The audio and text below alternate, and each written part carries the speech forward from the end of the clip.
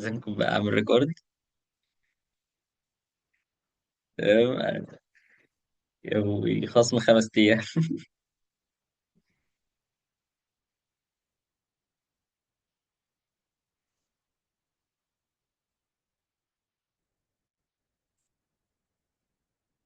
اوكي، عبال ما مريم ترجع ممكن نعمل ريكاب سريع عن الحاجات المهمة.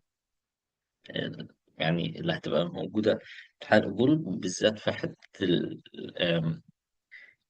السيل بيولوجي. تمام، عشان جاست ايه راجع عليها. تمام. اوكي، دلوقتي أول حاجة ايه؟ عندنا سيل ثيري، أي حاجة بتتكون من سيلز. السيلز ديت أبسط حاجة، أي حاجة بتتكون من وان سيل أو أكتر. تمام. السيلز بتاخد نيوترينتس، بروديوس انرجي، تكبر، ترسبوند تو environments، بتريبروديوس، بتريموف ويست. تمام. دي اكستنشنز. تبقى نوعين من الميكروسكوبس: لايت مايكروسكوب، الكترون مايكروسكوب. لايت مايكروسكوب بيستخدم النور، ما بيستخدمش الالكترونز.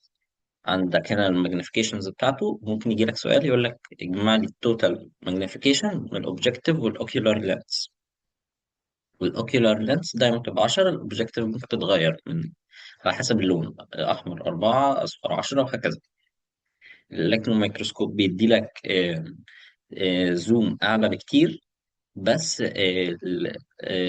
الالكترون مايكروسكوب بيوريك 3D ايمج، بس بيبقى السيرفيس.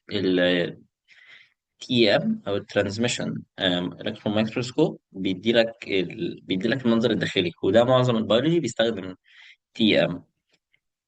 عندنا هنا تايبس اوف سيل: عندنا يوكاريوتيك، بروكاريوتيك. يوكاريوتيك ديت اللي بيبقى جواها نيوكليس، وبيبقى عندها الاورجانيلز متقسمه ليها ممبرين. بروكاريوت زي ما قلنا ديت ملهاش نيوكليس محدد، ليها نيوكليويد ده شبيه النيوكليس، بس بدل ما يبقى عندك جينيتك ماتيريال متحاطه بممبرين، هي يعني مرمية كده، جاست محطوطة. تمام. اليوكاريوت أكبر بكتير من البروكاريوتس، واليوكاريوت ساعات مولتي سيلولر ساعات يوني سيلولر. أي بروكاريوت، تمام، اللي هو أبسط واحد دايما بيبقى يوني سيلولر. الكروموزومز بتبقى في اليوكاريوتس بيبقى عندها مور ذان 1، البروكاريوتس بيبقى عندها كروموزوم واحد بس. تمام، بيبقى غالبا قصير. وحاجات أخرى. البروكاريوتس ليها سيل وول قوي. اليوكاريوتس ممكن ما يكونش ليها سيل وول، أو ممكن يبقى ليها سيل وول بسيط. أنواع البروكاريوتس هنا دي حاجات عن البروكاريوتس. أنواع البروكاريوتس هي بكتيريا، أركيا، ميثانوجين. اليوكاريوتس ديت بيبقى ليها ممبرين حوالين الأورجنز. تمام، بتبقى مور كومبلكس، بتبقى أكبر بكتير من البروكاريوتس. أنواعها الأنيمال سيلز، بلانت سيلز اللي إحنا عارفينها. الجداد هم الفانجل سيلز اللي بتبقى موجودة زي المشروم. والبروتست اللي هي بيبقى السنجلر بتاعها بروتوزوا.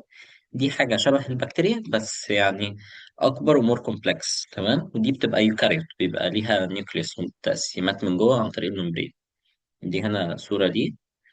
اليوكاريوتيك سيل ده النيوكليوس، ده العقل، ده اللي بيعمل ستورج للنيوكليير انفورميشن. تمام، بيعمل الجينيتك انفورميشن بتاعك بيتخزن جواه. تمام. وعندك الريبوزوم ده بيعمل ترانسليت للجينيتك ماتيريال، يطلع لك بروتين. البروتين ده اللي هو بيستخدم في اي حاجه، يعني اي حاجه في السيل. تمام، سواء بقى ان هي تعمل اكتيفيت، ان هي تتحرك، الخ الخ. يعني عندك الرف اندوبلازميك ريتيكولم، ده بيقوم عامل كواليتي اشورنس، بيشوف كده البروتين ده تمام، بيقوم معبيه، بيبعته ايا كان هو محتاج يروح فين. تمام، غالبا بيروح لاورجن تاني اسمه الجولجي اباراتوس. بيعمل بقى ديستريبيوشن وبروتين موديفيكيشن، وبيبقى اسمه رف عشان عليه رايبوزومز. جميل. السموث اندوبلازميك ريتيكولم ده ما بيكونش عليه رايبوزومز، بس ليه مهمات تانية، زي بيعمل لي الهرمونات، بيشيل التوكسينز او الحاجات السامة، بيشيل السموم، بيعمل لي كربوهيدرات، بيعمل ستور للكالسيوم في السكeletal يعني سيستم. تمام، في المسلز او في البونز. السيتوبلازم ده اللي بيبقى الحاجة اللي بتطوف فيها الأورجنز بالأورجنز. تمام، ما عدا النيوكليوس. تمام، يعني هو حرفيا كل السيل ما عدا البلازما ممبرين والنيوكليوس. ده كل ده السيتوبلازم. نقدر نقسمه حاجتين من جوه: الفلويد اللي هو السيتوزول، والاورجانيلز اللي هي اي حاجه تانيه زي الميتوكوندريا، الاندوبلازميك ريتيكولوم، جولجي، الريبوزومز، الأخ. تمام. وجواه حاجة تانية اسمها سيتوسكeleton، دي اللي بتمسكه، بتحدد يعني الشكل. تمام. ده اللي بيمسك شكل الأنيمال سيلز. تمام، اللي هو سيتوسكeleton.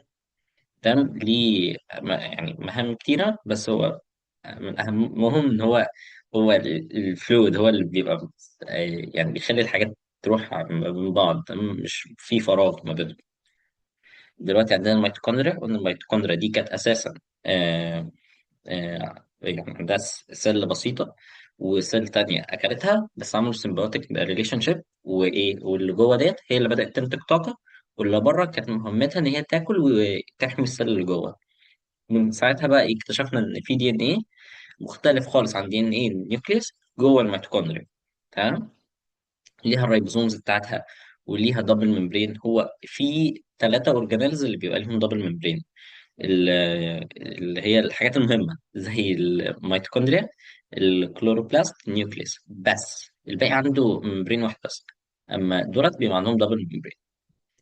حلو. الميتوكوندريا لازمتها كلها باور هاوس اوف السيل، بتاخد جلوكوز تقوم محولاه ل اي تي بي، اللي هو بيبقى وحدة الطاقة في السيل. حلو. وريسبونسبل برضه فور ايبوبتوسيس. ايبوبتوسيس ديت ان السيل تنتحر. تمام، لما بتلاقي مشاكل في نفسها بتقوم منتحرة. تمام. البلازما ممبرين ده بيبقى معمول من حاجه اسمها فوسفوليبيد. تمام. ودوت اهم مهامه ان هو سيلكتيف برميابيليتي، يختار ايه اللي يخش وايه اللي يخرج. ده بقى اذر اورجانيلز، بس غالبا مش هتحتاجوا حاجه منهم خالص. معانا مثلا ممكن نركز على الفلاجيلا والسيليا ديت اللي هم ريسبونسبل فور السيل موفمنت، والسنتروزومز ديت اللي بتبقى موجوده في الانافيز. ده بقى اختلافات ما بين البلانتس والانيمالز، معظمكم عارفها، بس اللي محتاجين نركز عليها ايه؟ ان بلانتس ما عندهمش فلاجيلا او سيليا، ده ما بيخليهمش ان هم يعرفوا يتحركوا زي الانيمال سيلز.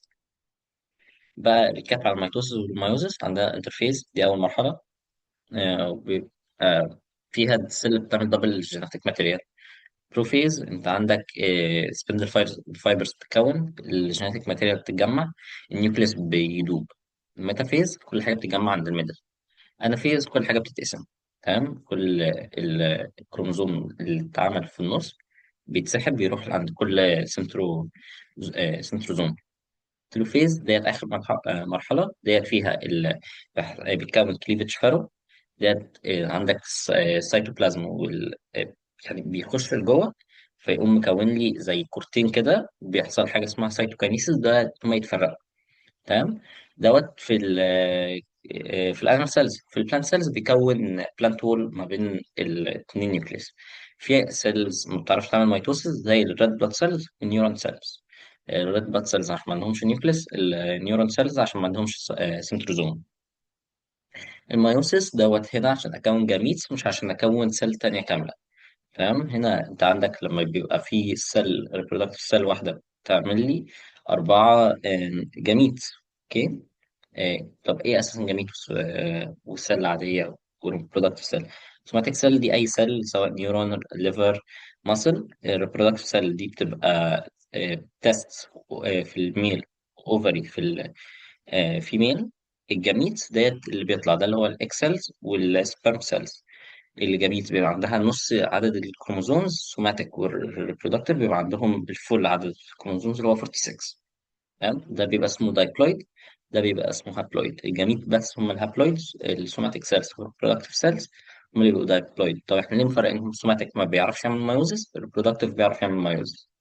عندك اول مرحله في المايوزس، اهم حاجه فيه ان فينومينا كروسنج اوفر، ده اللي بيكون جينيتك دايفرستي. مايوزس 2 ده نفس الميتوسيس، بس بيبقى عندك دبل عدد اسف، نص عدد الجينيتك. هنا بروفيز 1 بيكون لي التتراد، بيبقى فيه كروسنج اوفر. هنا الميتافيز التتراد بيجمع عند النص. انافيز كل كروموزوم التتراد بتروح عند السنتروزوم بتاعتها.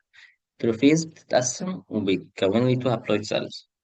بعد كده مايوزيس 2 دوت زي الميتوسيس، بس يعني بيبقى نص الدايبلويد نمبر، النمبر بتاع عدد الكروموسومز.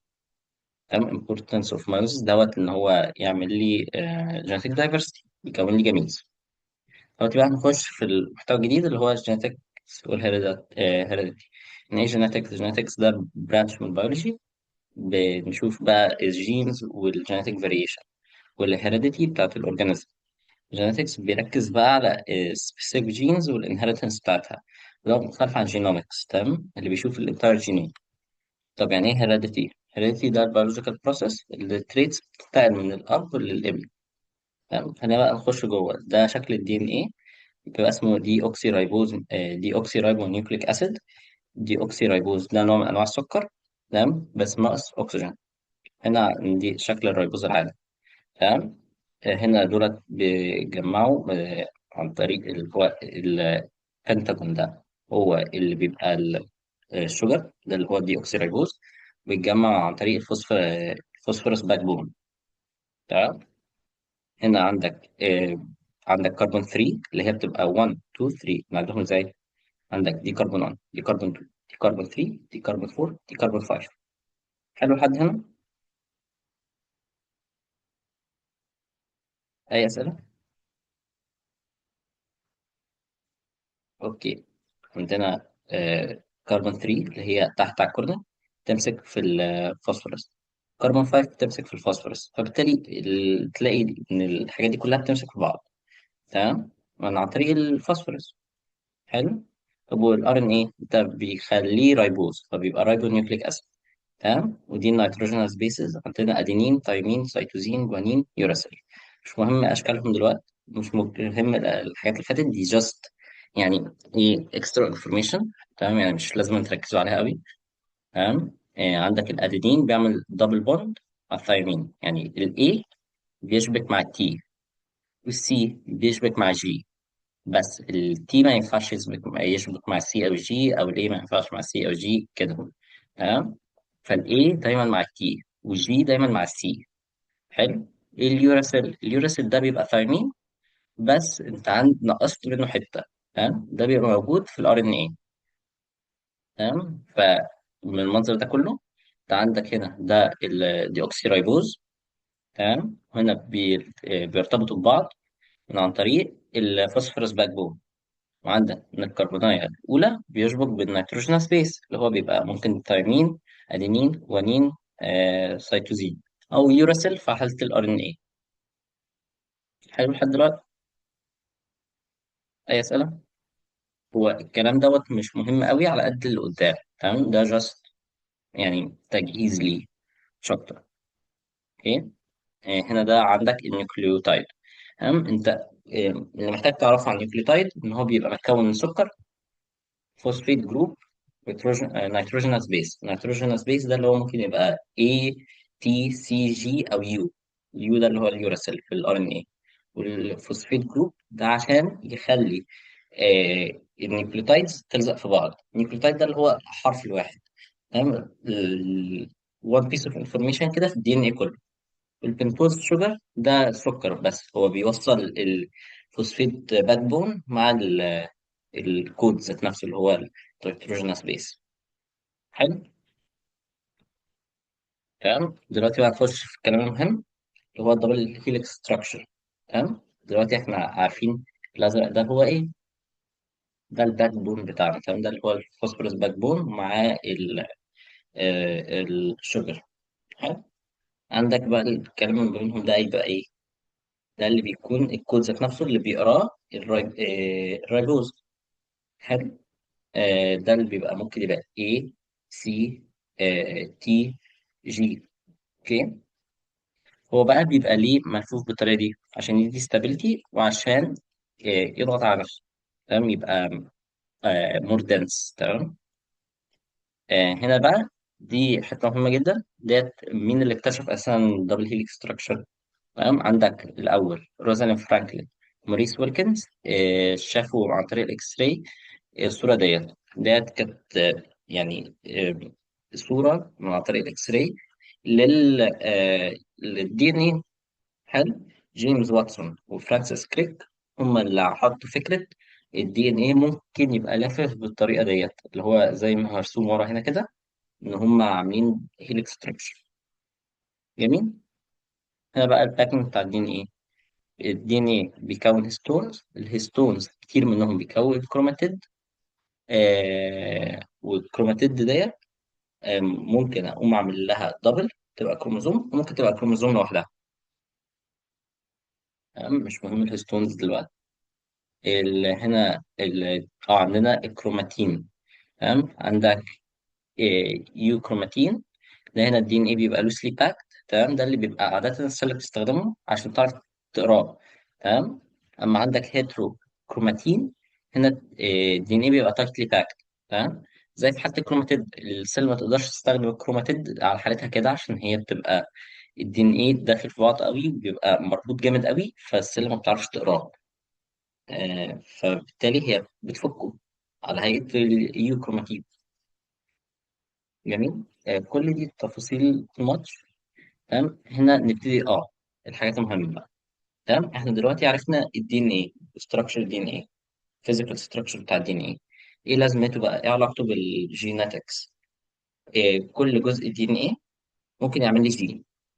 الجين ده بيبقى السيكونس بتاع دي ان ايه وار ان ايه، بيعمل كود. ده الكود بتاع فانكشن اي حاجه في السيل. حلو.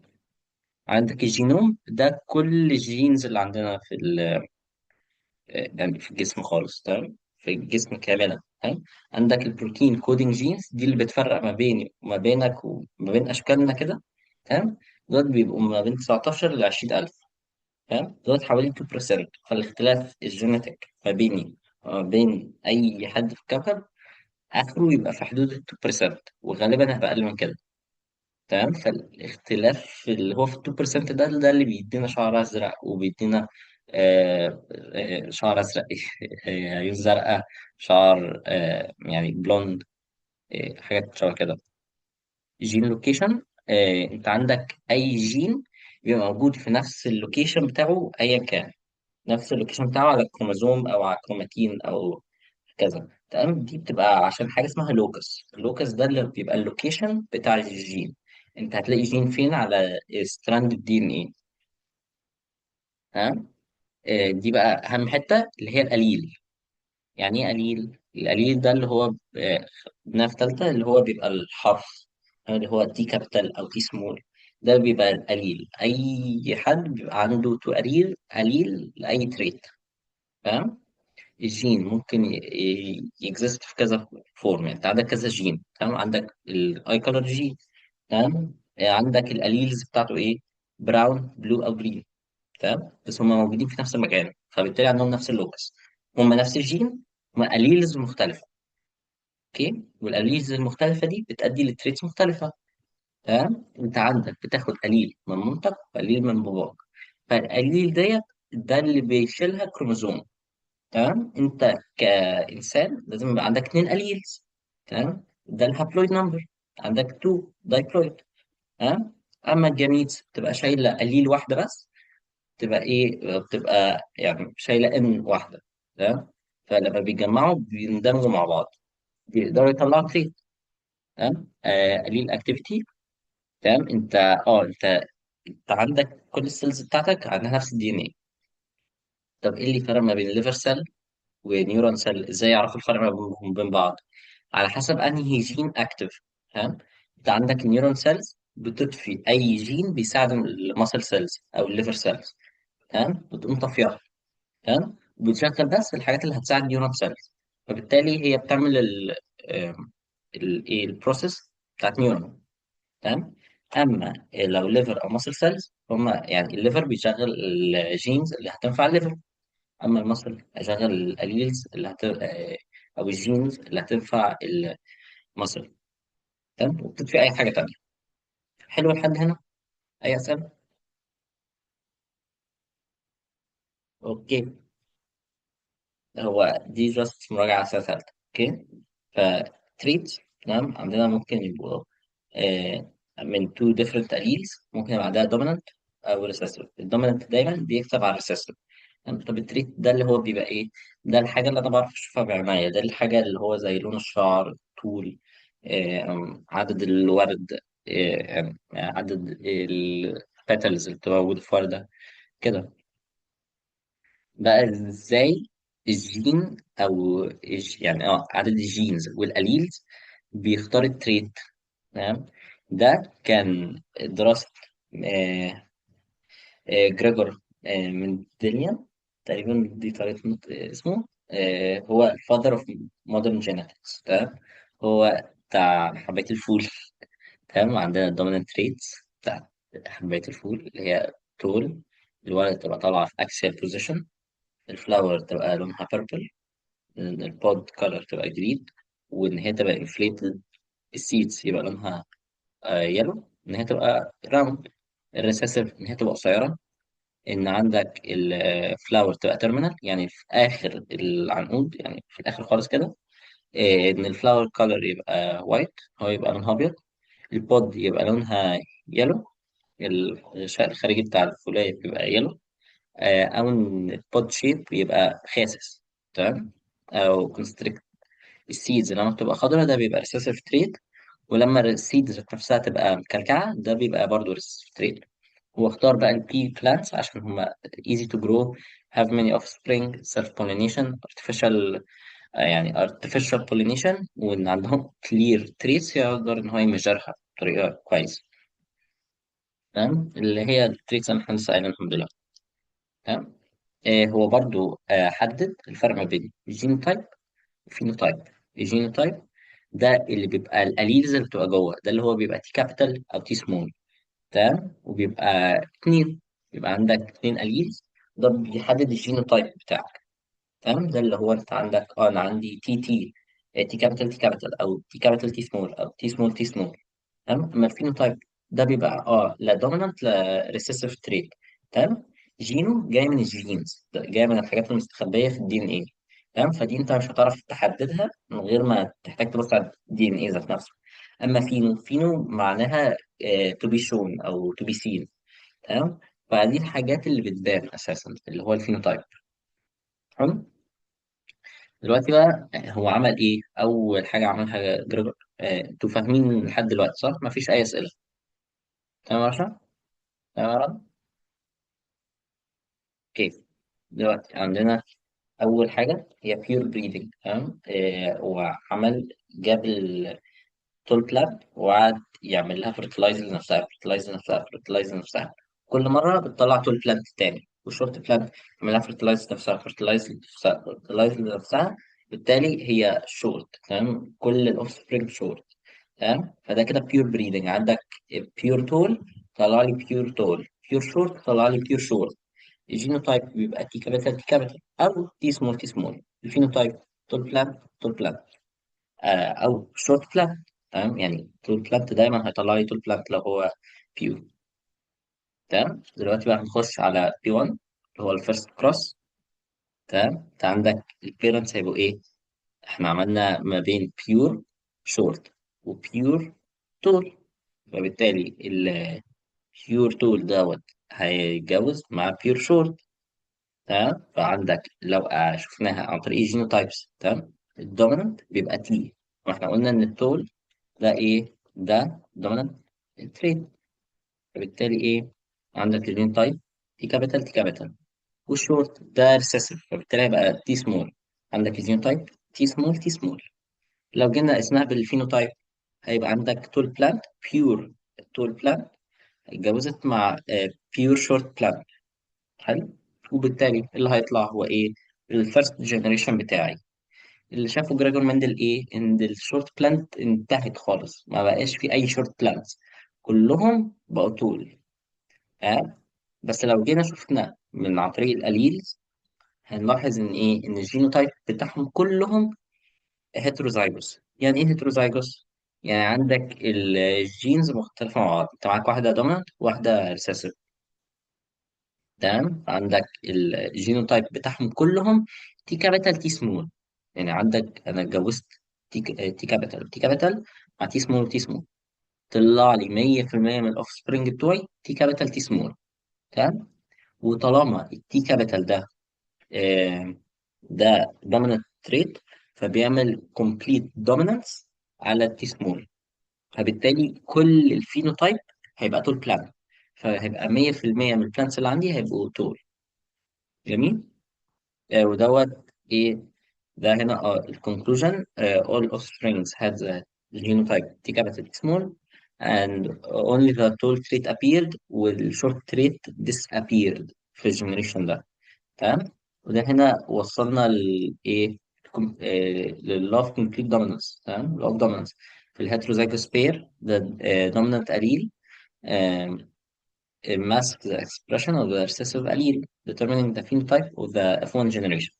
يعني لو عندك allele dominant دايما هيبين التريت بتاعه عن التريت الريسيسيف. طبعا عشان التريت الريسيسيف يبقى لازم يبقى عندك الاثنين allele recessive.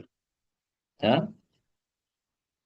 ماشي، احنا دلوقتي طلعنا اهوت هيتروزايجوس. تمام، ده تي كابيتال وتي سمول. طب لو جوزناهم لبعض عملنا سيلف بولينيشن، ايه اللي هيحصل؟ تمام، اللي لقاه بقى جريجور ايه؟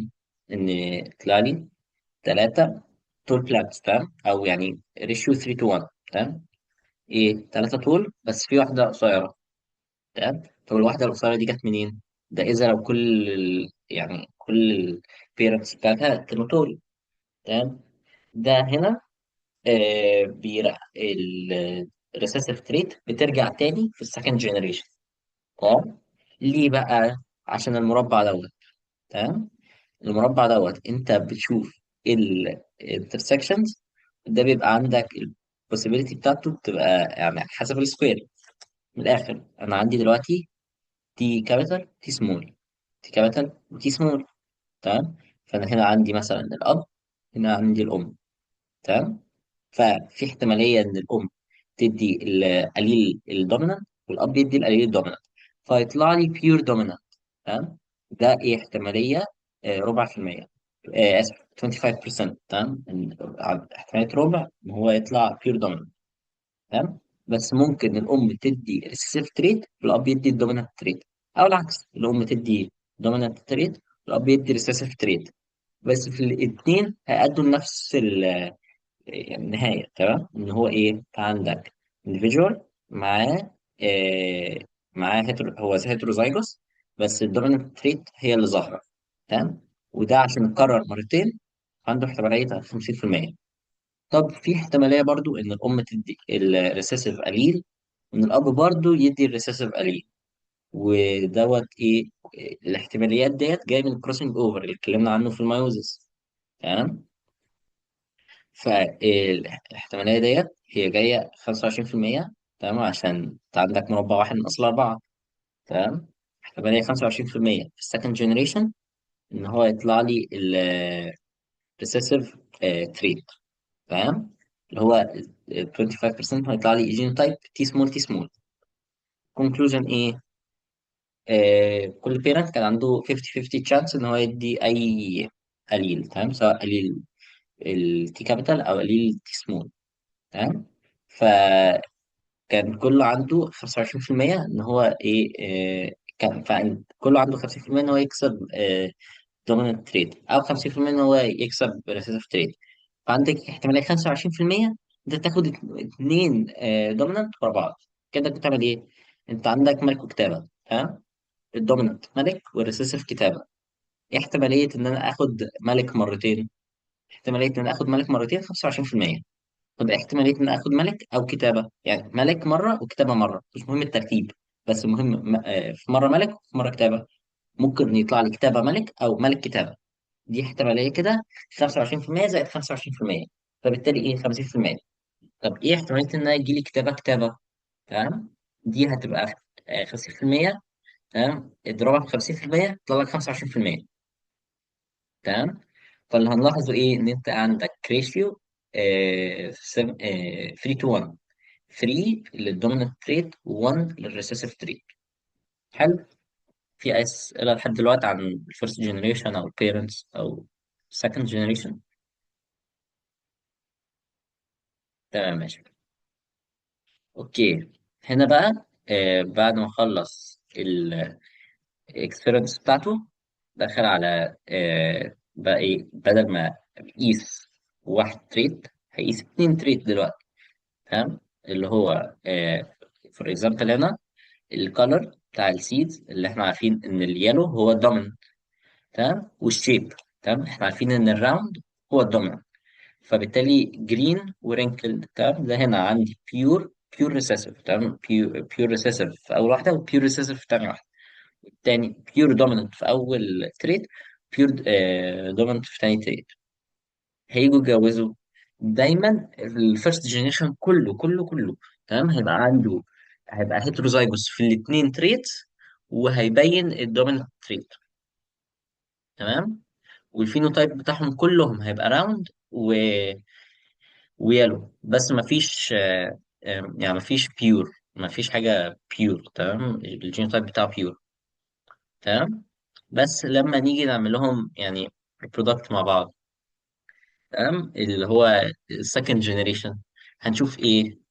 انت عندك 25% ان انت تاخد واي كابيتال وار كابيتال، تمام، اللي هو الواي دومينانت والار دومينانت.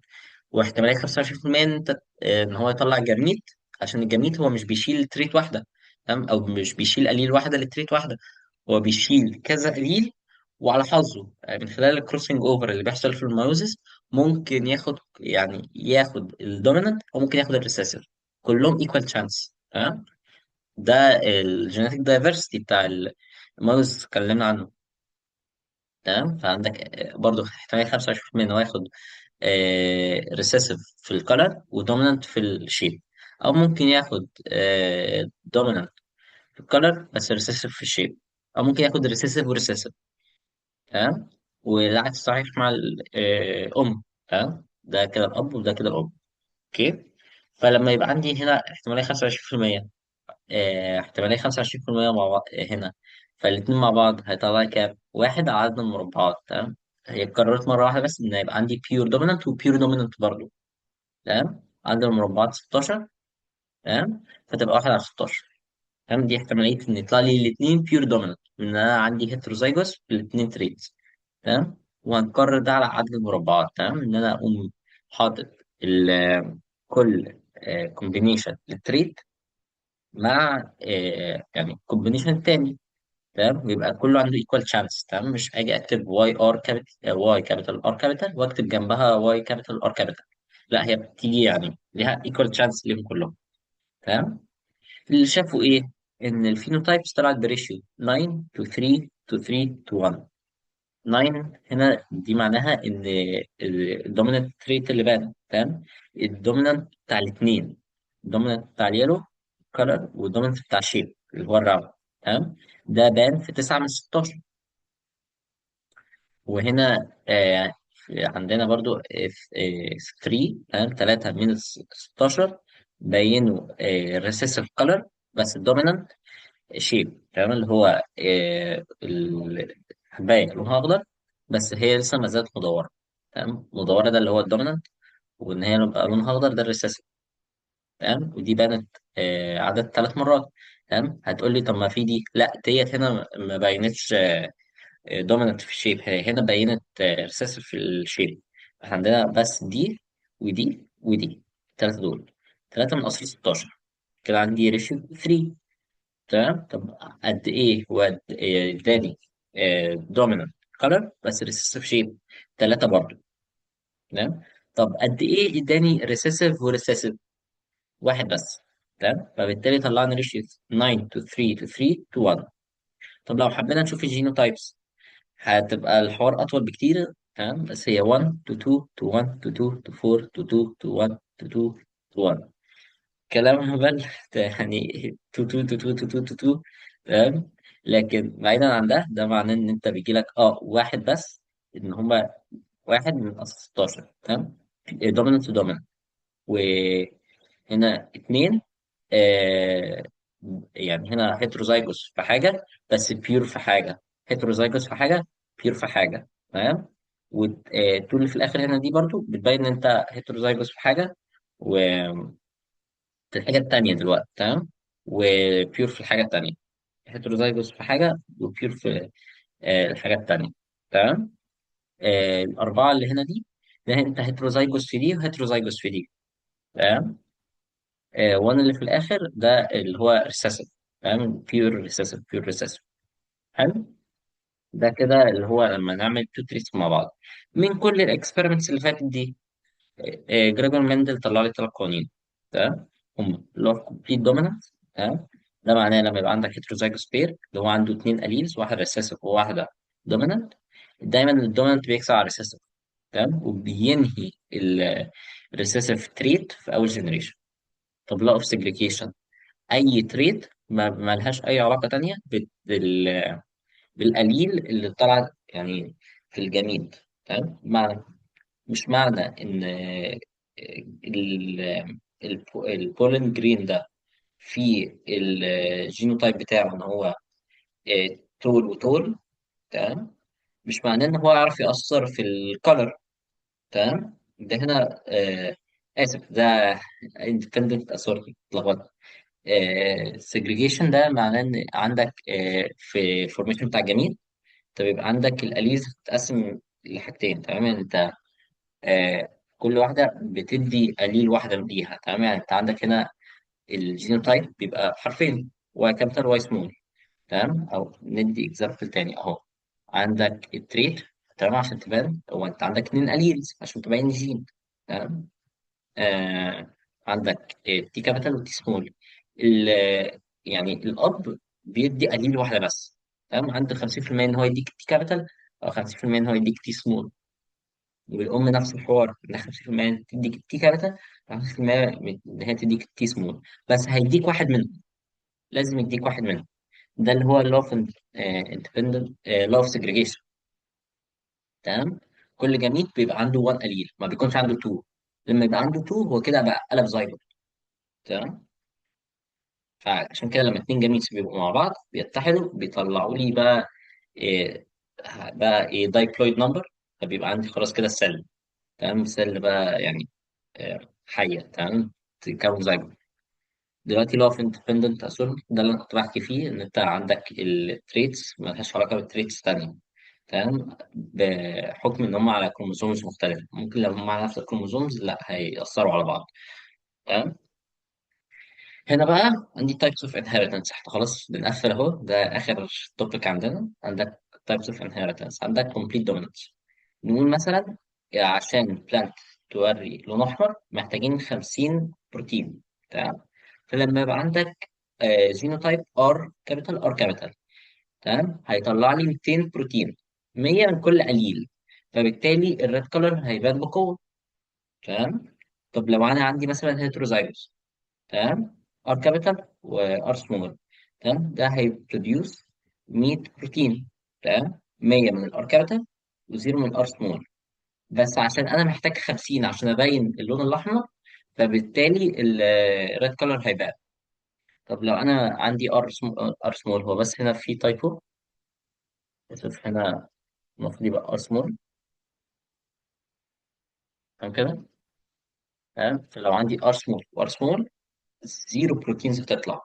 تمام. عشان كده الريسيسيف الين بيتقال عليها لوس اوف فانكشن، عشان هي بتخسر فانكشن ان هي تكون البروتين ده. تمام. عشان هي كده ريسيسيف. تمام. انت ايه يعني اسهل لك ان انت تكون يعني او فرصتك اعلى ان انت تكون بروتين. تمام. عن ان انت ما تكونش بروتين. تمام. عشان انت عندك لو ار كابيتال يعني واحده بس اللي موجوده، هي كفايه، هي فيها قادره تكون عدد بروتينز كفايه ان هو يبين الريد بيجمنت. تمام. شباب اللي دخل متاخر، السيشن هتترفع ان شاء الله على اليوتيوب، فيعني ما تقلقوش على اللي فاتكم. اوكي. فعندك عشان بس اقول ار سمول وار سمول هيتكون لي زيرو. تمام. علشان الار سمول دي لوس اوف فانكشن، ما بتطلعليش بروتينز اساسا. تمام. فمش هيبان لي ريد بيجمنت، فهيطلع لي لون ايه؟ يطلع لي لون ابيض او لون تاني بعيد عن الاحمر. ده تمام. ده complete dominance. عندي بقى incomplete dominance. هنا ايه؟ فور اكزامبل احنا عندنا نفس البلانت، تمام، بس غيرنا قد ايه هي محتاجه بروتينز عشان تبين الريد بيجمنت بتاعها. حلو. دلوقتي انا عندي ار كابيتال وار كابيتال. تمام. دولت كل ار اتفقنا ان هي بتكون 100 بروتين. فبالتالي عندي ار كابيتال وار كابيتال، الاثنين اليلز دولت هيكونوا لي 200. تمام، وده كفايه جاست انف ان هو يكون لي الريد كولر بيجمنت. تمام، الورده هيبقى لونها احمر. تمام. بس لو انا عندي هيتروزايجوس، واحده ريد واحده وايت، تمام، الريد دوت فانكشن، تمام، فانكشن قليل، فهيطلع لي 100 زي ما قلنا. طب الوايت ده قلنا ان هو ريسيسيف، تمام، بس هو ايه ده incomplete dominance. هو هيطلع لي زيرو، تمام، بس البلانت محتاجه 200 بروتين عشان تبين الريد بيجمنت، وهي بس طلعت 100. طب ده هيؤدي لايه؟ هيؤدي الميدل جراوند. من الاخر، انت هيبقى عندك ايه؟ هيلاقوا حل في النص، بدل ما تبين احمر قوي او تبين ابيض قوي، لا احنا هنبين بامبي. تمام، عشان احنا ما حققناش متطلبات الريد، بس ما زال لسه في ريد بيجمنت. تمام، وما طلعش اي يعني ايه، ما فيش حاجه اسمها وايت بيجمنت. وايت ده معناه ان ما فيش بيجمنت. تمام، ولو جالي وايت وايت، تمام، هيطلع لي زيرو، فبالتالي هيبقى عندي زيرو اساسا، زيرو ريد بيجمنت، فهيبقى اللون بتاعه وايت. تمام، والفينوجينوتايبس ار سيميلر. تمام، يعني انا كان عندي في ال F2 هنا انا عندي الريشيو 9 to 3 to 3 to 1، وعندي الريشيو الغريبه قوي ديت للجينوتايبس، لا احنا هنلاقيها 9 to 3 to 3 to 1 لما يبقى فيه incomplete dominance. حلو. اخر بقى بوينت عندنا وخلاص هنكون بننهي البيولوجي الحمد لله. احنا طولنا حبتين بس خلصنا على 10 ونص. تمام، وهي فكره الكودومينس. هنا ما فيش حاجه قوي اسمها الير دومينت او الير ريسيسيف. تمام، الاثنين بيبينوا بعض يعني تساوي. تمام، الاثنين تقدر تقول عليهم دوميننت، فبيبقوا كو دوميننت، الاثنين بيبقوا دوميننت سوا، ما حدش بيعدي على التاني. وده بيبان في البلاد تايب. تمام، اظن سمعنا عن بلاد تايب A، بلاد تايب B، بلاد او اي بي، في حاجات تانية دي بقى، والدم الذهبي والكلام ده. تمام، فالمهم عندك لو انت خدت مثلا ايه من مامتك وايه من باباك، فانت كده هتكون ايه ايه اللي بتبقى نوع البلد ده بيبقى انتيجنز، دي بتبقى حاجات على السيرفيس بتاعت الريد بلاد سيلز. تمام، فانت لو عندك ايه وايه، الاثنين ايه دولت دوميننت. تمام، فهيبين لك الايه انتيجن. تمام، بس عشان انت ما عندكش حاجه تانية قليل. تمام، طب لو عندك بي من مامتك وخدت بي من باباك، تمام، انت هتبين البي انتيجين بس، منطقي عشان انت ما عندكش اي حاجه تانية. طب لو خدت بي من باباك وايه من مامتك، او بي من مامتك وايه من باباك، تمام، الاثنين دومينانت.